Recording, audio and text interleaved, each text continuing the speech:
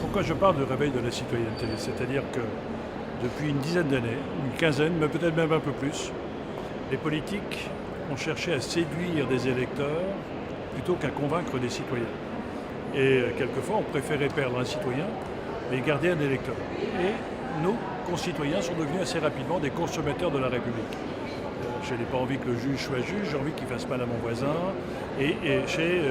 On a valorisé ses droits et oublié ses devoirs. Le basculement dans une brutale réapparition de la fragilité de la planète, et donc de ma responsabilité par rapport à cette fragilité, fait que c'est un moment politique extrêmement rare qui fait que l'on peut réveiller la citoyenneté chez chacun et chacune d'entre nous en disant ne considérez pas l'avancée du désert africain, les incendies américains, les inondations indonésiennes comme un fait divers.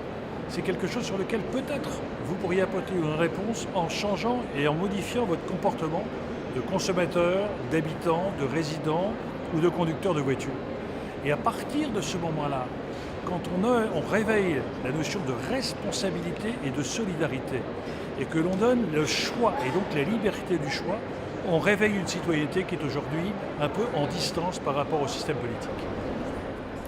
Bien évidemment, pour que chacun puisse se sentir mobilisé sur la modification de son comportement, il faut une temporalité différente de la temporalité politique. Il faut une pédagogie des enjeux. Expliquer, réexpliquer pourquoi ce que nous vous proposons est extrêmement important. C'est toute la communication et la pédagogie qui a eu lieu sur la COP21.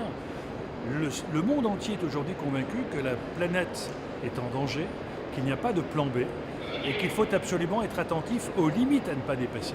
Et donc ce temps nécessaire de la pédagogie, ça a pris 20 ans pour qu'aujourd'hui il y ait un rendez-vous entre les citoyens du monde et les politiques du monde pour dire si, il faut que nous agissions.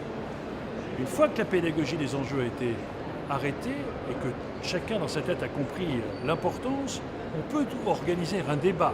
Quelles sont les solutions à préconiser? Quelles sont les pistes que l'on doit explorer? Et ceci amène le temps nécessaire de la décision politique. Aujourd'hui, chacun a compris qu'il fallait modifier, recycler les déchets, rentrer dans une économie circulaire et que surtout les perspectives du changement sont positives par rapport au maintien du quotidien. Et donc je crois que c'est un moment extrêmement positif qui est aujourd'hui en train de se réaliser.